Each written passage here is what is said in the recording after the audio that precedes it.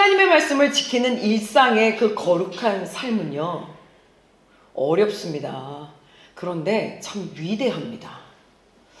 이번 주에요, 모국 철치라는 곳에서 또 강도사님이 저희 교회를 방문해 주셨습니다. 그 모그라는 뜻은요, 메시지 오브 갓이라는 뜻이라고 하시더라고요.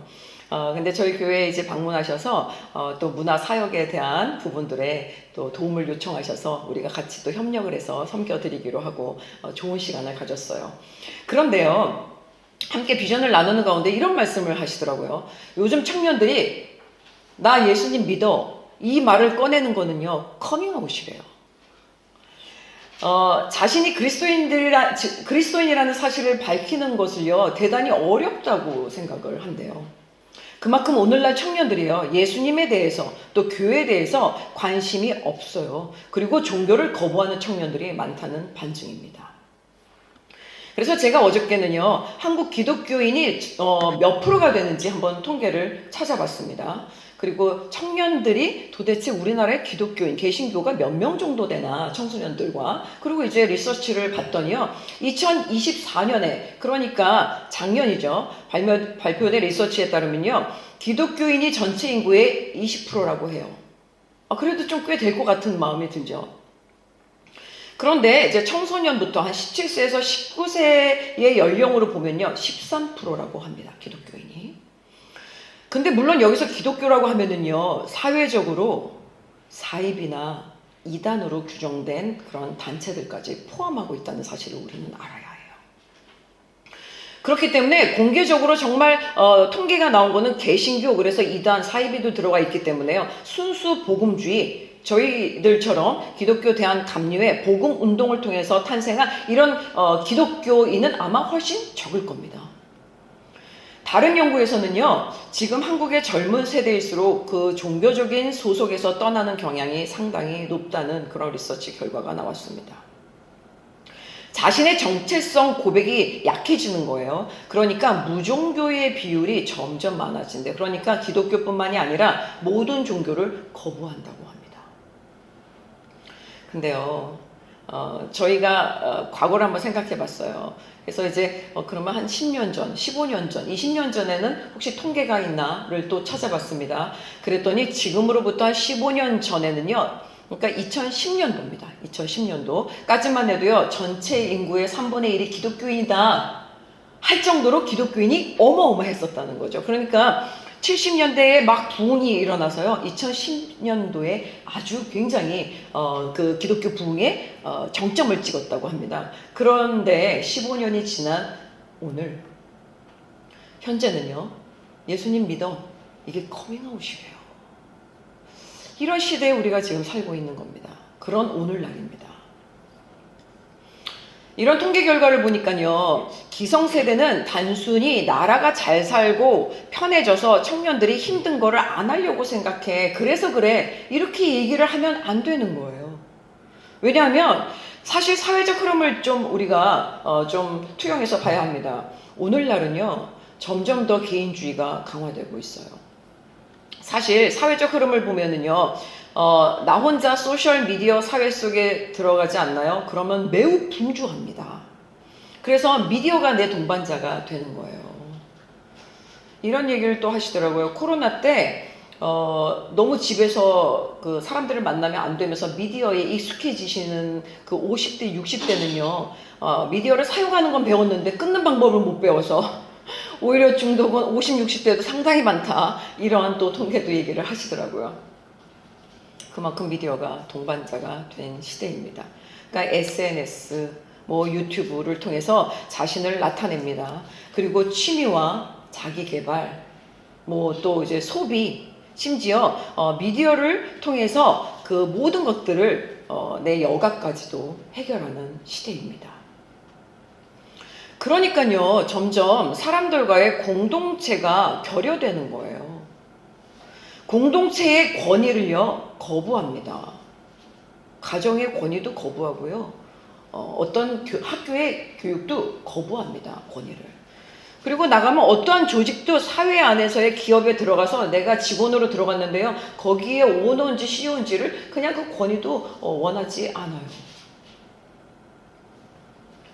단지 미디어에 많이 나오느냐 안 나오느냐, 유명하냐 안 하냐에 내 마음을 줍니다. 그러니까 영적인 성찰을 할 시간이 너무 없어요. 노동으로 일을 딱 마치고 미디어 속으로 들어옵니다. 그러면서 나를 풀어간다고 생각하는데요. 사실은요, 미디어 속에서 영혼을 빼앗기고요. 모든 것이 직관적인 생각으로 변합니다. 그래서 재미있어, 재미없어, 멋있어, 불편해, 뭘 날 좋아해, 날 싫어해, 뭐 돈이 많아? 없어?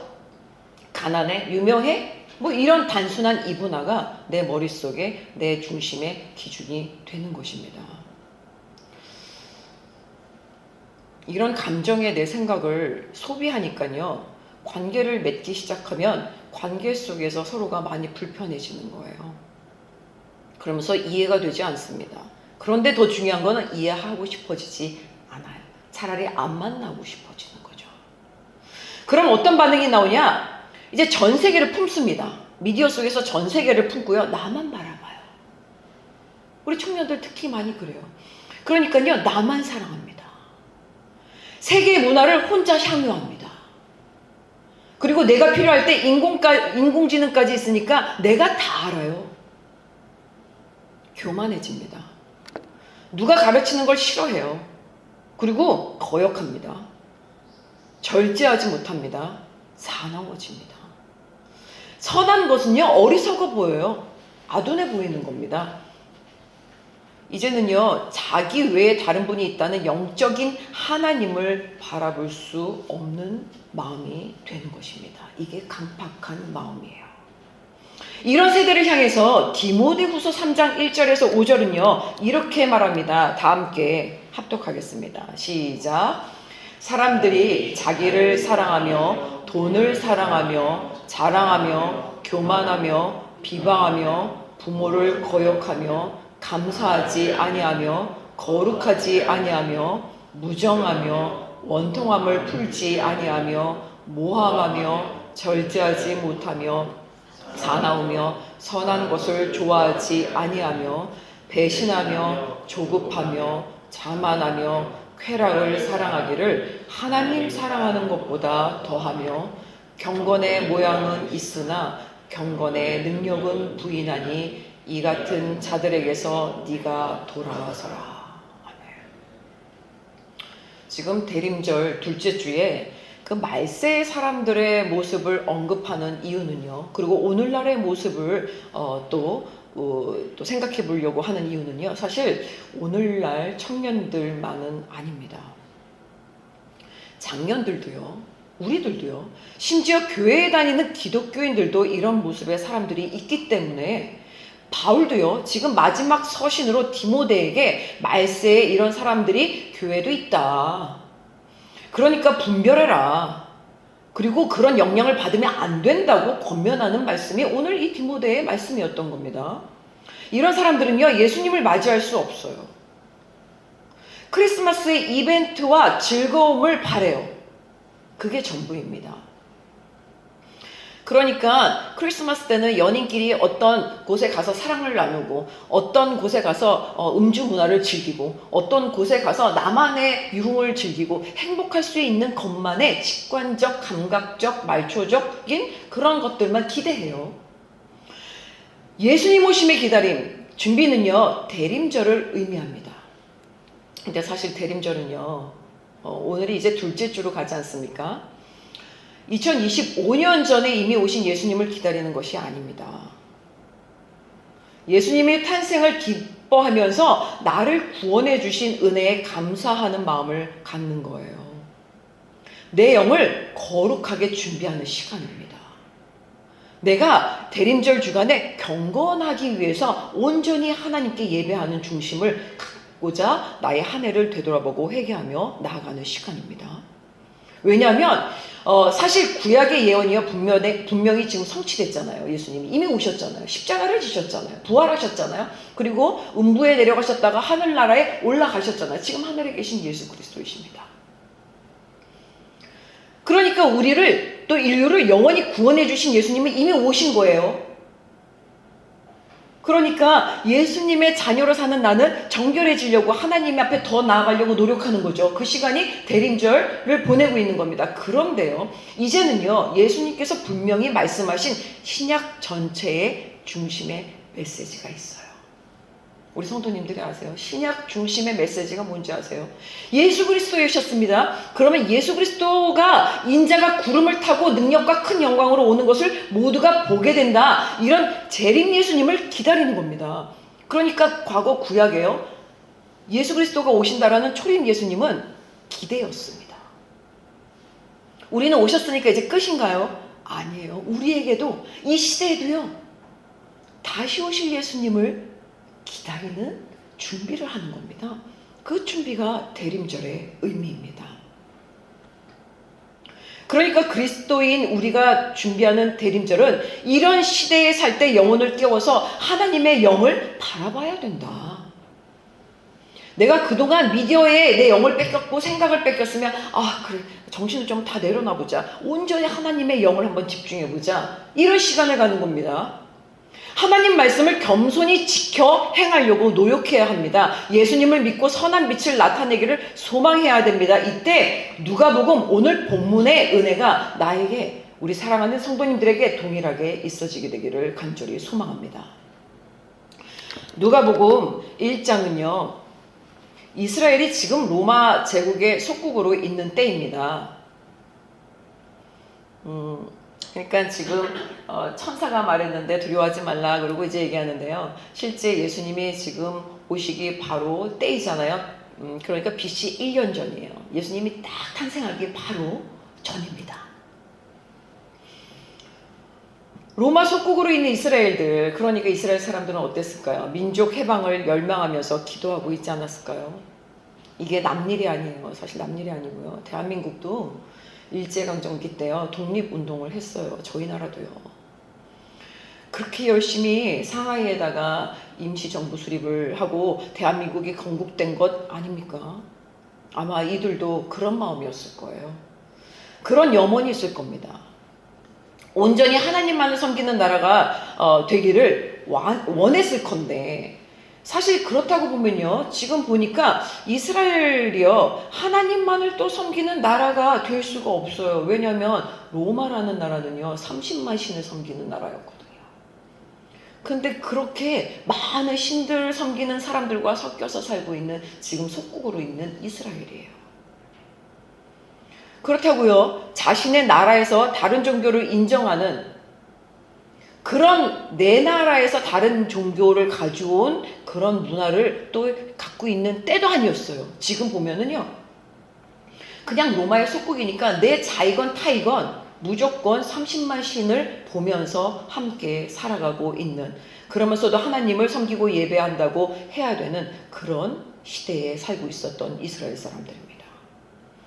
한번 생각해 봤으면 좋겠어요. 우리가 상상을 하면, 제가 말씀을 드렸잖아요. 그 과학적으로 뇌과학자가 얘기했는데, 우리 여기는 이제 조금 청년들, 청소년분이 이제 오셨지만 아마 중고등학교 과학책에 나왔다고 얘기합니다. 그래서 전도요, 운해, 측려, 이게 다 후두엽 이런 곳에서 우리가 상상을 하는 순간 모든 뇌가 자극을 한대요. 그래서 총체적인 뇌를 쓸 수 있는 게 상상이라고 해요. 한번 상상해 봤으면 좋겠습니다. 그 로마에 얼마나 화려하고 번성한 나라입니까? 가장 유명하다고 하는 유명한 대강국 로마 아닙니까? 그 로마 한가운데서 진정 하나님의 영을 의지하면서 겸손히 하나님의 말씀을 믿고 행하는 이스라엘 사람들이 몇 명이 됐을까요?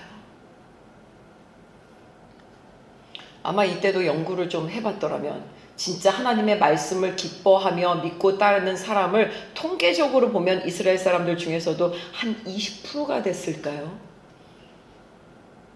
그 중에 다른 신과 같은 하나님만을 바라보면서 샤머니즘, 그런 어떤 하나님을 기대했던 이단과 사이비 같은 종교의 기독교가 아닌, 그러니까 유대교가 아닌, 온전히 하나님의 율법을 지키려고 했던 정말 유대인들은 몇 명이 됐었을까요?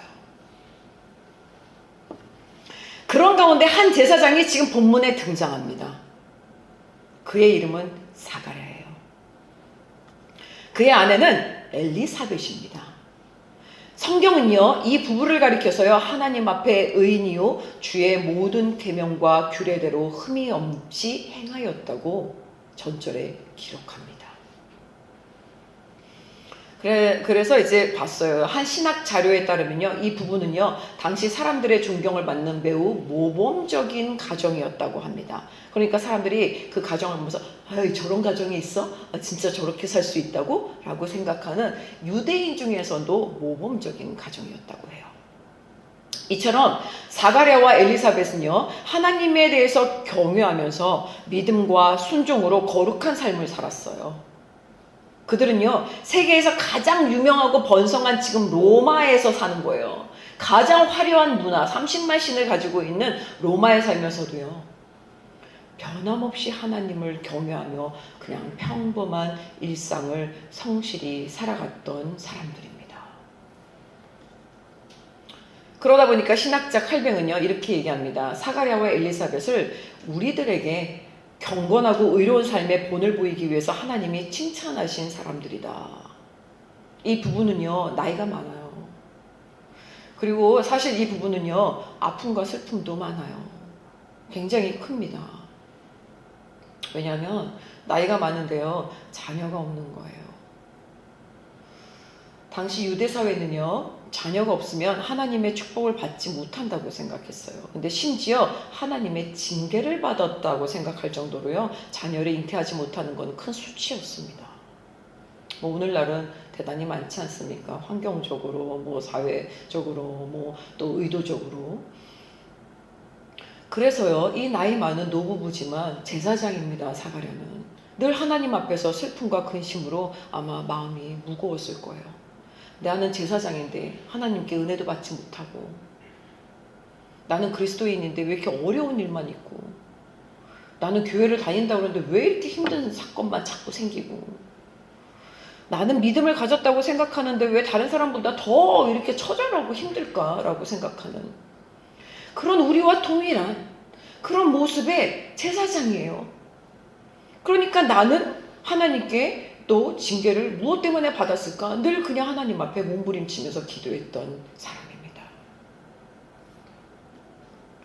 그렇게 마음이 무거웠는데요, 화려한 세상에 주는 욕심, 이기심, 또 권세, 제사장으로서의 뭔가 권위, 그런 집착하는 사람들 속에서 그저 나를 징계하셨다고 생각하는 하나님만을 겸손히 섬기면서 오직 하나님만을 바라보는 삶에요, 그냥 일상에서 묵묵히 살고 있었던 겁니다.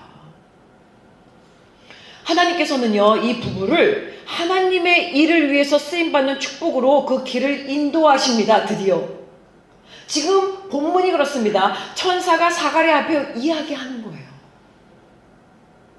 네 간구하는 기도를 들어서 네 아내 엘리사벳이 네게 아들을 낳아줄 것이니 이름을 요한이라 하라 고 합니다.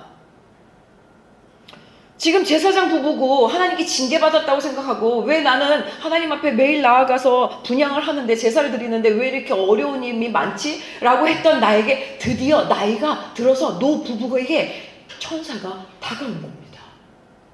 그러니 사가랴는 어떻게 아들이 생기겠습니까? 의심이 되지 않겠습니까? 내가 이미 다 이제는 자녀를 낳을 수 없는 그런, 또 자녀를 가질 수 없는 그런 사람인데 라는 생각을 하겠죠. 의심이 되겠죠. 우리들도 오늘날 의학과 과학이 사람의 생명을 연장한다고 하지 않습니까? 그죠? 근데 하나님이 모든 생명의 근원으로 하나님의 능력으로 연장시켜 주신다고 하면 안 믿는 사람이 얼마나 많습니까? 그런데 사실 우리는 예수님을 믿고요, 연장이 아니에요, 영원한 삶을 사는 사람들입니다. 이런 놀라운 은혜를 믿어야 되는데 지금 믿어지지 못한 겁니다. 하나님은 이미 하나님의 일을 시작하십니다. 아들을 주시는 것뿐만 아니라 지금 사가랴에게 이런 말씀을 하십니다. 많은 사람들을 하나님께 돌아오게 하는 일을 할 거래요. 아들을 줄 건데요, 그냥 자녀만 주는 게 아니래요. 야, 네가 원하는 게 이거였니? 근데 그것만 주지 않아. 나는 그 이상의 이거를 줘. 주 앞에 큰 자를 만들어 줄 거야. 이 아들을 그러시더니요, 독주와 포도주를 입에 대지 말래요. 이 아들은요, 모태로부터 성령 충만함을 입어서 이스라엘 백성을 주 앞에 돌아오게 할 자다. 이렇게 얘기하시는 겁니다, 천사가. 아, 그렇구나. 하나님의 성령에 충만하면은 사람들을 빛으로 인도할 수 있는 하나님의 능력을 임하게 하여 주시는구나. 아, 그렇구나. 하나님의 성령이 나에게 임하시면 나는 아무것도 아니고 예수님을 믿는다고 해서 내게 처절하고 힘들었는데 기도하고 나아갔더니 빛으로 하나님이 사람들을 올바른 대로 인도할 수 있는 일을 나에게 맡겨주시는구나. 나에게 그런 소망을 갖게 하시는구나. 그랬더니 미디어에 우리가 완전히 빠져서 고립되어 있던 내가 딱 끊고 하나님의 사명으로 나가는 일을 역동적으로 해내기 시작하는 거예요. 세상의 즐거움과 쾌락을 주는 것을 하지 말라고 하시는구나. 독주와 포도주를 끊으라고 하시는구나. 누구를 통해서 일을 시작하시느냐? 겸손히 하나님만 바라보면서 하나님의 말씀을 지켜 행하는 그런 일상의 성실한 자들을 통해서 주님의 길을 예비하신다는 것을 우리는 깨달아 알아야 할 것입니다. 이 말씀은요, 오늘 우리에게 저는 큰 도전이 됐습니다. 내가 세상의 방법을 내려놓고 하나님의 방법으로 삶을 겸손히 성실히 살아나가는 것, 이거 참 루틴 같아요. 어려운 것 같아요. 그리고 거기서 또 하나님의 은혜를 못 받는 것 같아요. 그러면 완전히 마음에 좌절이 막 일어나는 거예요. 그럼에도 불구하고 하나님 앞에 기도하고 간구하면서 더 하나님께 나아갑니다. 이걸 하나님이 집중하셨다는 거예요. 그때서 하나님께서 나를 부르시는 삶이 된다고 오늘 사가랴 제사장 부부를 통해서, 엘리사벳을 통해서 하나님이 은혜를 베푸시는 모습을 보게 됩니다. 그러니까 하나님께서 나를 부르시는 삶은요, 내 소원을 이루어 주시는 것, 내 기도를 응답해 주시는 것, 그런 째째한 응답이 아닙니다. 아들을 주시는데요, 주 앞에 큰 자가 된대요. 어떤 일을 하냐면요, 많은 사람들을 하나님께 돌아오게 하는 일을 시키신다는 거예요. 다니엘서 12장 3절은 이렇게 기록합니다. 함께 합독하겠습니다. 시작. 지혜 있는 자는 궁창의 빛과 같이 빛날 것이요, 많은 사람을 옳은 대로 돌아오게 한 자는 별과 같이 영원토록 빛나리라. 아멘. 사가랴와 엘리사벳의 아들 아들은요, 세례 요한입니다. 세례 요한은요, 예수님이 오시는 길을 예비합니다. 근데 많은 사람들을 하나님 앞에 돌아오게 한대요. 그래서 영원한 구원, 보니까 나의 영적인 죄사함, 영혼의 생명 되시는 예수님을 맞이하기 위해서 이스라엘 백성들의 몸과 마음이 정결해지도록요, 물세례를 베풀면서요, 회개를 촉구하는 사람이 됩니다. 회개하는 거는요, 내 마음을 부드럽게 만드는 거예요. 하나님이 내 안에 들어오실 수 있도록 마음을 여는 겁니다. 내 죄를 사함받는 거예요.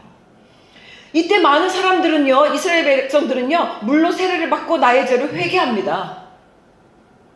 예수님을 맞이할 준비를 하게 된 겁니다. 영원한 구원자 되신 예수님을 믿으면 이제는 성령의 세례를 받게 된다고 선포하는 자가 세례 요한이 됩니다. 그래서 하나님의 말씀이 그대로 성취되는 역할을 감당하는 큰 자가 되는 것이 사가랴 엘리사벳의 자녀 세례 요한인 것입니다.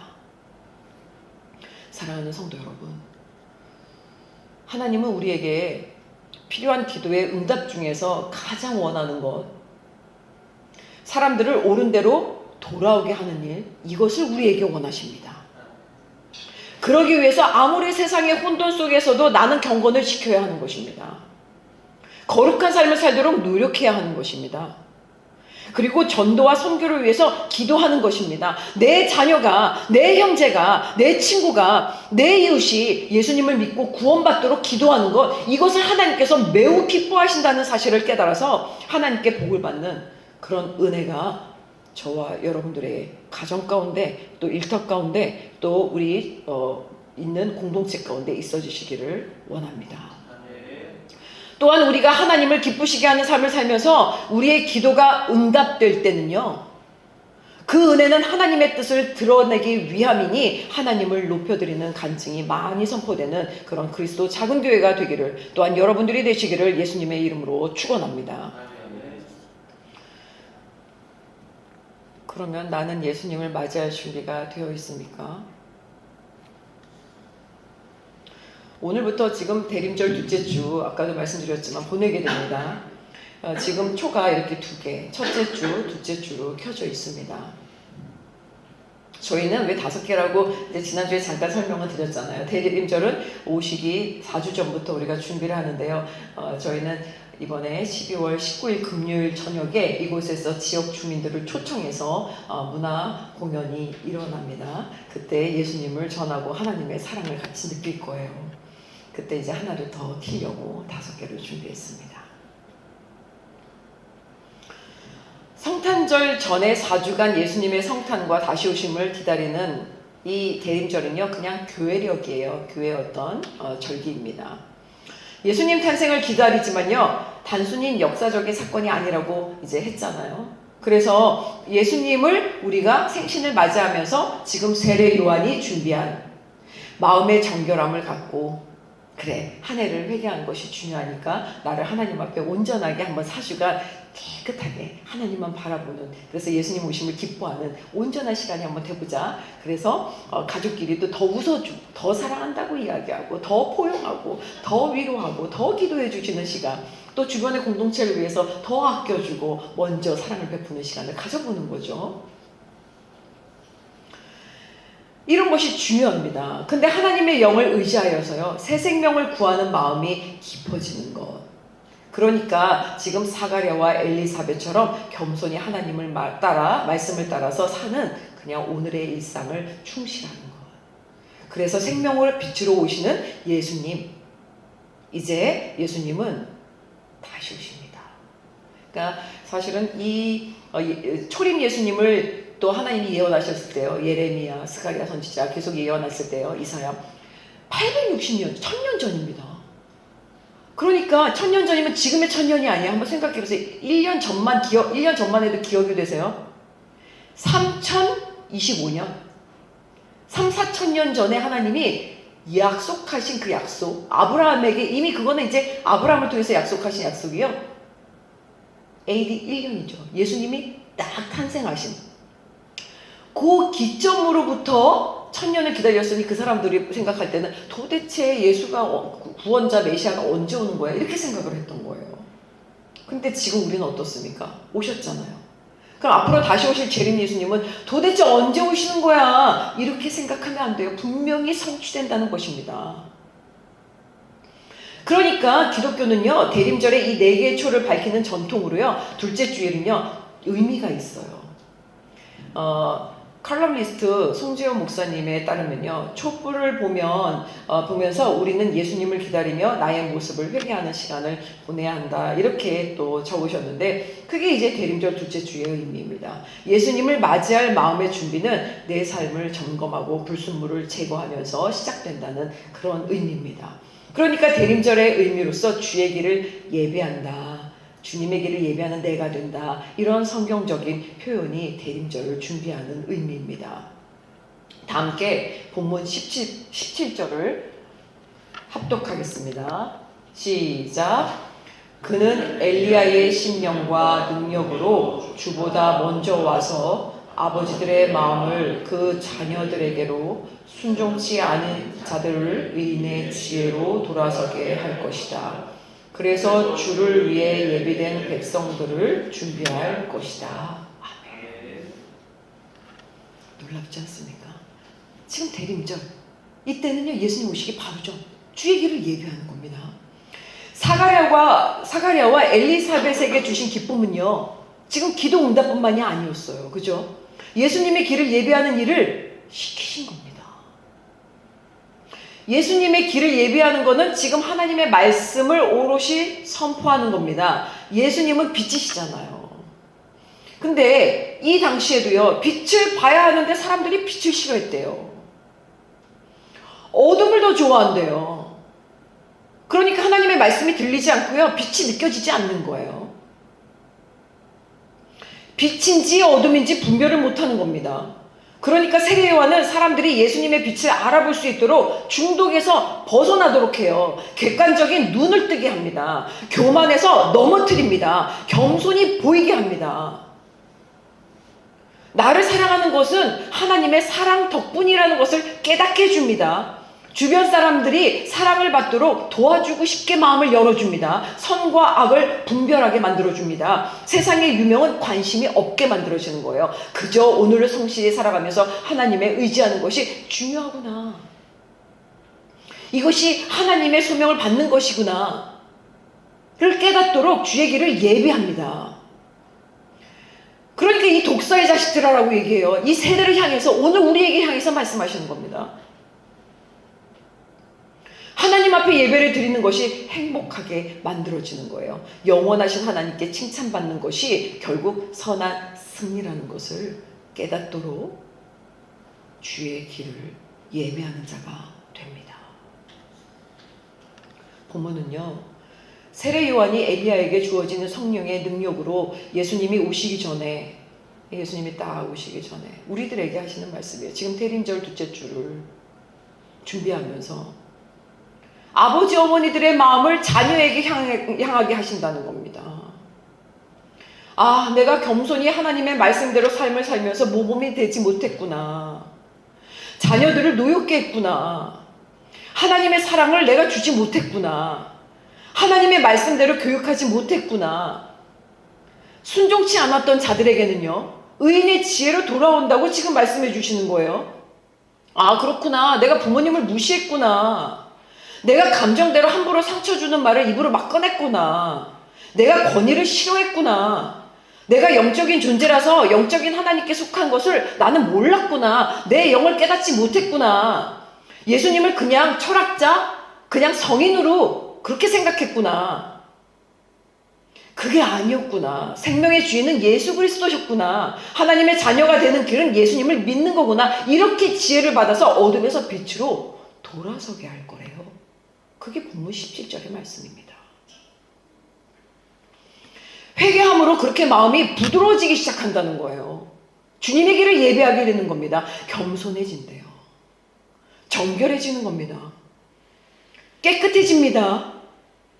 그래서 이후에 예수님이 딱 오시니까 예수님이 믿어지는 겁니다. 예수님을 전했더니, 아, 그래요? 아버지, 어머니, 저 그럼 예수님 믿을게요. 마음이 갑자기 편안해지니까 투영하는 겁니다. 부모님을 통해서 예수님을. 그리고 저의 모습을 통해서 우리 주변 사람들이, 아, 저 사람은 정말 뭔가 좋아, 착해 보여, 선해, 내 마음이 편안해져. 저 사람 옆에 있고 싶어. 같이 가까이 있으니까 행복해. 그러니까 그 사람을 통해서 투영하는 겁니다. 예수님을 느끼는 거예요. 마음이 부드러워지는 거예요. 그랬더니 예수님 믿자고 얘기했더니 커밍아웃이 아니라, 그래, 그럼 나도 너의 교회를 한번 가보자. 예배하게 되는 겁니다. 그렇게 예수님을 영적으로 보게 되는 일을 내가 감당하는 겁니다. 우리가 감당하는 겁니다. 그럴 때요, 우리 가족이 믿어지는 겁니다. 예수님을 믿는 겁니다. 하나님의 사랑에 감격하게 됩니다. 예수님을 믿고 따르게 됩니다. 우리 공동체가요, 예수님 이름으로 기도하는 겁니다. 그랬더니요, 정말 그의 제자들이요, 성령을 받습니다. 이게 순서예요. 이게 하나님의 뜻입니다. 이게 하나님의 일하심입니다. 저희 교회의 표가요, 지금 저쪽에 있잖아요. 오직 성경, 오직 믿음, 오직 성령으로 하나님의 사랑이 회복되는 교회예요. 왜냐하면 우리는요, 12월 끝까지요, 성탄, 또 송구영신 바로 전까지요, 예수는 그리스도이십니다를 고백하는 전교인이 될 거기 때문입니다. 그러면 하나님의 능력이 순서대로 일어납니다. 오늘 본문은요, 주의 길을 예배하라고 저희들에게 주시는 하나님의 말씀입니다. 사랑하는 성도 여러분, 하나님은 우리가 하나님을 찾고 구하고 문을 두드리면서 겸손히 주를 따를 때, 오늘 우리에게도 이런 놀라운 일을 지금 행해 주시는 것을 믿으시는 은혜 있기를 간절히 원합니다. 사가랴와 엘리사벳의 겸손의 순종은요, 정말 제사장이 아니었으면 차라리 났을 뻔했을 텐데, 제사장인데 이런 어려움 속에서 얼마나 곤고했음에도 오직 예수 그리스도 하나님만 바라보면서 겸손하게 하나님의 말씀을 지켜 행했던 일상의 순종은요, 결국 하나님의 마음을 움직여서 주의 길을 예배하는 자의 복을 받는 아들을 허락해 주신 것입니다. 오늘을 사는 우리 모두 세례 요한처럼 부모의 역할, 자녀의 역할, 형제자매의 역할, 가족 구성원의 역할, 현장에서 어떻습니까? 또 전문가가 되지 않습니까? 아니면은 직원이 됩니까? 전문성의 역할, 학생의 역할, 또 선생의 역할, 직원의 역할, 오너의 역할, 어떤 역할을 맡아도 내가 주의 길을 예배하는 자가 되어서 내 주변 사람들이 나를 통해 마음이 부드러워지고 나의 죄도 바라보고 또 나를 좋아해서 마음이 기뻐져서 하나님의 사랑을 느끼는 그런 은혜를 베푸는 저와 여러분들이 되시기를 간절히 소망합니다. 그래서 하나님의 지혜로 자신을 되돌아봤더니 선과 악을 분별하고 나의 죄성을 회개하고 싶어지는 은혜. 그래서 예수님을 믿는 자들이 많아지고 이곳에 더 많은 영혼들이 하나님의 역사를 경험하는, 세상의 방법으로 경험하는 것이 아니라 살아계신 하나님의 능력으로 경험하는 그런 놀라운 일들이 많아지는, 하나님만을 경외하여 예배하는 자들이 많아지는 그런 주의 길을 예배하는 자의 복을 받고 누리시는 은혜가 있으시기를 예수님의 이름으로 축원합니다.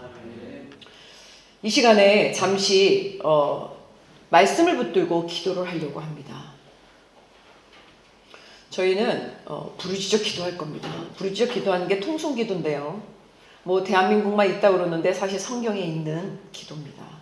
두세 사람이 모여서 뜨겁게 기도하는 거고요. 마가의 다락방에서 모두가 모여서 예수님을 기다리면서, 성령을 기다리면서 뜨겁게 입을 열어 기도하는 것, 이게 부르짖는 기도고요. 통성기도입니다. 이 시간에 잠깐 살아계신 하나님, 오늘 말씀을 붙들고 저도 주의 길을 예배하는 자의 복을 누리고 싶습니다. 붙들고 기도하는 시간 갖도록 하겠습니다. 잠시 뜨겁게 주여 3번 부르고 기도하겠습니다.